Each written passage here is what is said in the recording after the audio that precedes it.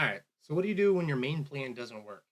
In the Queen's Gambit decline, we're often trying to play this f3 e4 idea, but if Black knows what they're doing, they can make that a really difficult plan to achieve. So we need to be familiar with a few other plans, and today we're going to look at one of those. As always, there'll be a link in the description for to the full PGN with additional analysis, some more ideas that I don't cover in the video. So make sure to check that out. So let's go ahead and jump in here. So as we expect, we get a Queen's Gambit decline exchange. All this pretty standard stuff in the openings. I really enjoy this opening. I've been playing it for a long time, and ChessGoals has come up with a course. If you guys want to check it out, there's a link in the description to that as well. So we still continue with the standard idea, and this bishop to e6 is something that you're going to see a lot. And the main idea is that they're defending this pawn. They're trying to put the knight behind it, but when they do it this early, it actually gives us a new idea to transform the pawn structure into a different way. So knight bd7, and we play our knight to e2 because we want to play this f3 and potentially maybe later play e4. Queen c7 and castles. And here my opponent played a6. They're delaying castling, which is a little bit strange, but it does give us this idea where I can go f4, knight f4. And my point is that I want to take here, and I want to capture this, force them to capture here. And this is going to transition the pawn structure into a different way. So castles, I take, and then we play f4. And this is the point, is we kind of come up with this sort of stonewall structure, but we have our bishop out. And this plan is particularly effective when h6 has been played and they've kicked our bishop back, because we're going to follow this up with g4 and g5. And because of this pawn being on h6, this idea is particularly strong. So going forward, my opponent played bishop to d6, just trying to get out of this pen so that perhaps the knight can move. And now we have a couple of options. There's a few moves we want to play. We want to play king to h1, and that's preparing to bring the rook to g1, so we can play g4. We like to play bishop to g6, and this is kind of a dual purpose move. One is that at some point, Black might establish a knight here on e4, and we don't want to have our bishop shut out. Additionally, we're preventing g5, which seems counterintuitive, but there are some situations where g5 is a strong idea for Black, especially with this battery. The other idea is that we're preventing a rook from coming to e8, and so that eventually we maybe play e4, or maybe after c5 and captures, we have the e file, and we have some pressure on this pawn. So we kind of have a trifecta of ideas here. The other idea is to bring the queen to e2, and again, this is supporting g4. Here, I chose to play queen to e2. King to h1 perhaps makes sense because it counters this g5 idea. Because if they play g5, we can just take it. And when they take back, we can just grab. And yes, you can grab this pawn here, but this is awful. You can see the eval is already going nuts. And the point is that yes, you won this pawn, but it didn't come with check. And we can jump up with knight to f3. We're maybe going to swing the rook over to here. We have this check coming. All kinds of problems here. Or perhaps we're even just going to double this rook and come here. So we really shouldn't be too afraid of this g5 idea, but it is something to be aware of. So queen to e2 was played, and b5.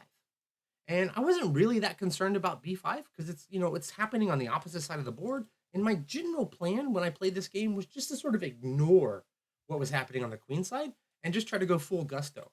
Now, as we're going to see later, I should have done a better job of ignoring what Black was doing, which is kind of a point we're going to look into. So bishop to g6, I began to get kind of nervous about this idea that my knight might get kicked. So for example, let's say I just played king to h1. And now say this happens. Well, then I thought, knight to a4 was annoying because now they can play knight here. And I didn't really like this because now my bishop is shut out, something I was talking about earlier. It turns out this is just not an issue at all because we can just take. And for example, we can even just play g4. We're going to go queen to e2 and we can win this pawn. Perhaps this isn't the exact precise moment that we can do this, but this pawn's pretty weak and it's pretty difficult to defend. And there's plenty of other weaknesses as well. So this is really not something I should have been afraid of, but I was. Bishop g6 is not really a bad move, but Black continues with their counterplay on the king side, which is exactly what they should be doing. And I just ignored it and went for my standard plan, what I was trying to go for. Perhaps a better idea is just to capture and say, fine, you can take with the bishop. And now I'm maybe not so worried, but I don't know how I feel about this. I think that I like the way that we played it, which is king to h1, continuing on here. queen to b6 was played. Really the pressure here, and we're going to do the best we can to just ignore it. I played g4, which is the main point of what I'm going for. And now knight to e8 was played. And e8 was coming because they didn't want g5 to come with tempo. And so, of course, they played knight to e8, which is not really a great move. It was probably best to continue with something like b4. But then we're going to go g5 anyway. You can capture. We can capture here probably. And after you take here, I mean, we'll move the rook out of the way. And after here, we still have a complicated position. Nobody knows what's going to happen. We can grab this pawn, comes with tempo. And perhaps we can try to continue on the attack after capturing here. We put a rook here. We can double. We have a nice attacking position. But this is probably in the balance.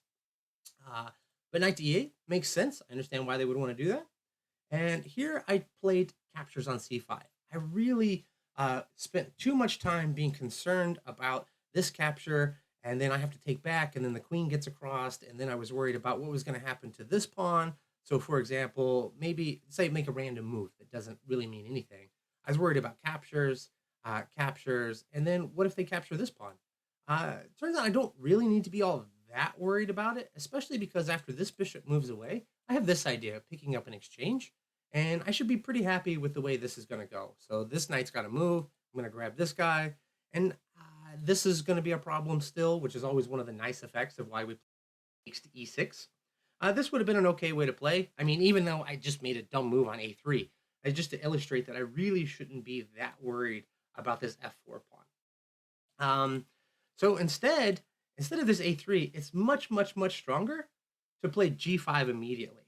And this is a really strong way of playing. So for example, they make the move I'm afraid of, which is captures. I can just take on g6, sacrificing the knight, sort of.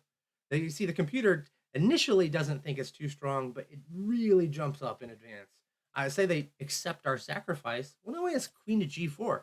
And huge problems here. Our point is that we're maybe going to, we're threatening to capture this knight, and we're threatening mate. And if you capture this pawn, huge problems. This is a really difficult position to see what is going to happen here.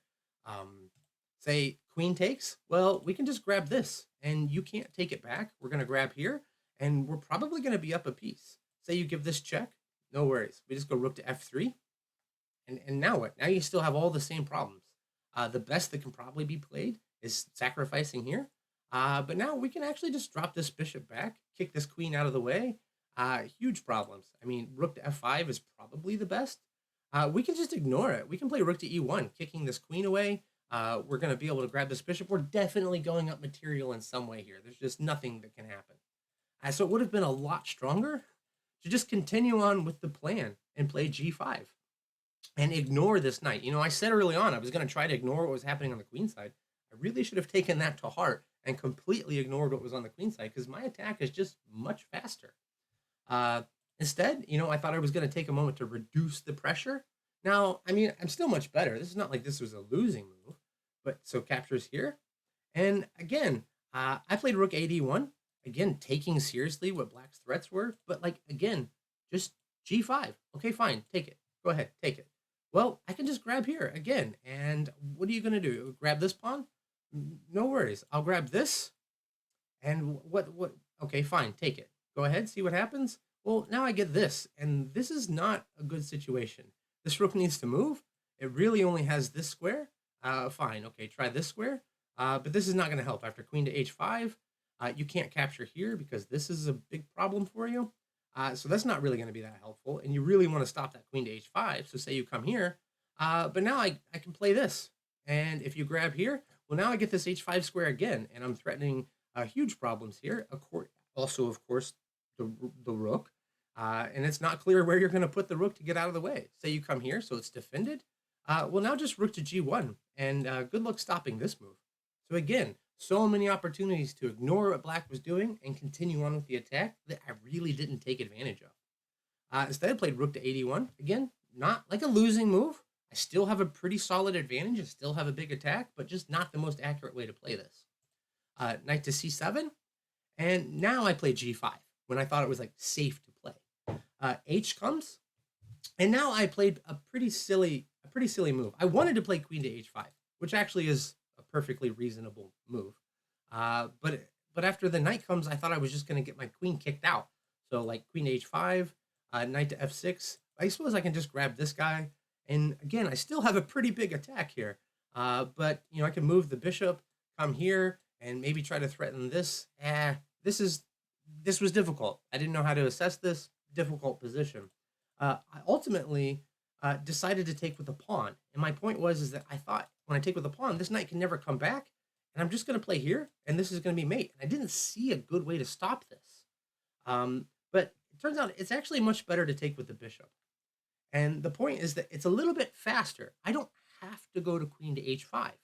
When I took with the pawn, uh, it's a little bit slow, as we're going to see. If I take with the bishop instead and allow this knight to f6, well, I just go queen f3. I'm just going to go here, and I'm going to take here, and then I'm going to mate. And it's that easy. It's that easy. There's not really any good way to prevent that. Say bishop b4, just trying to attack here. Well, now I can play I can play rook c1, but let's just say I'm gonna not worry about the king side or the queen side and just play queen h3. Well, now I have a huge threat. I'm threatening to take here, and then I'm threatening mate. So you really don't have much better than to play knight e8. But now I can play rook to f3. And the point is, I'm gonna go queen h4, I'm gonna go rook h3, and I'm gonna mate. And I'm just ignoring what's happening on the king side. Say you capture here, okay, fine. I will take a moment, capture back, and say rook to c8. What else are you going to play? It's really difficult to find another move. Well, now it's queen h4, and now what? Good luck finding a move. The only thing that prolongs the game at all is rook to h7, but I'm not going to take it. I'm just going to play rook to h3. You try to play rook f8, but then I have this check, and you try to sneak out. Fine. I grab this. I grab exchange. I grab another one. And what are you going to take with? You can't take with a knight, so you have to take with the pawn if you're going to take anything here. But now rook comes. This is check. This is check. You can try to hide here, but now just queen g8, and this is a pretty difficult idea to stop. We're already up in exchange. The king is on the run. This would be crushing. This is not the way I played it. Instead, you guys are going to watch me completely disintegrate and figure out why I'm a terrible chess player. I took with a pawn. The knight comes in, and again, I played queen to h5, and now after takes, this is just like, it takes forever. Why not bishop b1, and then I come here, and this would be a great way to play. Say g6, trying to stop my queen from coming in. Well, I just have here, I'm just going to eliminate the knight, and then I'm going to take the bishop, or take the pawn, I'm going to bring the queen in, huge attack. Queen d6, trying to prevent it. Well, I can just grab, and like, how are you going to stop this idea? You can probably play rook to a7, but this is going to lead to huge problems. Instead, I play queen h5 immediately, and now we're back to an equal position. This is complicated. Takes, grabs here, and now I brought the queen back. I still had opportunities to try to bring a rook into f6 or something. This would be a really nice idea. Maybe drop the bishop back, try to come here. But by this point, we're kind of getting into time pressure. I've sort of let the attack slip a little bit. And we'll just go ahead and look and see how I managed to blow this game. I play queen h5. This comes in. Bit of a blunder. I can go knight to d1 now. And this rook moves. And I was kind of happy with this idea. I just ignored it. Fine, you can't take it. An idea I missed was I could actually get away with playing rook to f7, which is a really clever idea. If you grab it, well, now you have huge problems because g6 comes with tempo. And this is a mate threat on the spot. Thanks to this bishop guarding this diagonal, we have the pawn here. This would have been a nice way to continue, absolutely crushing. So just noticing, like, even though I've misplayed this idea in so many ways, I still have lots of chances all throughout the game. Instead, I played g6 immediately. I'm still much better. Bishop comes, and I need to play rook f7. It's the best way to play for an advantage. I can play queen to bishop g5. I still, even through all this, I still have an advantage. The queen comes in, and now I captured here, and now I've lost all my advantage. What I needed to do instead was either play rook to f7, which is not an idea that really occurred to me, or bring the knight in and try to capture this way, something like this. Instead, I captured, he takes, and I took here, and the queen comes in. Again, I get more opportunities now. I have queen to h4 as a strong idea. The point being that after queen to h4, say you try to do something natural, like trade off some rooks to try to be safe, I'm still going to bring this guy in. You can't capture this pawn because this is a nice idea. Rook to c8 is the best. And now I still just have an attack. Maybe I don't want to come to this square because it does allow you to capture here, but then this comes with tempo. So definitely still had opportunities. I played queen to g5, and now after exchanges, it's difficult. You brought the king in. This comes with check, and now the attack is finally kind of dwindling, especially after the queen exchange. I really let this one go. But going back, this idea that I've played it a few times, this wasn't the best example of me following through, but it does demonstrate a lot of the key ideas and some really nice attacking point. The point is, after this h6, and when you drop back, and then this bishop to e6, we should really be have this idea of playing knight d2, knight f4 in exchange. Now, there are some opportunities where this is not the greatest plan. So, for example, say the knight comes, we play here, and instead of doing all this weirdness, they just castle. Well, here actually, let's slow things down a bit. So let's say they play this way. In the situation where they're able to take back with the knight, we don't want this. We want a situation where they have to take back with the pawn. Now, this is a silly way of going about it, but there are some situations where they skip playing c6 and they gain some extra tempi to get this around so that we don't actually have opportunity to capture where they're forced to take back with the pawn. So that's just something to note. Anyway, thanks a lot, guys. And I hope that this is instructive, that you take this away. And as usual, there'll be a link in the description here and a link to a playlist if you want to learn more about the Queen's Gambit Decline. I have a whole series of videos. Definitely check it out. It's really going to improve your chances in the play. Thanks a lot.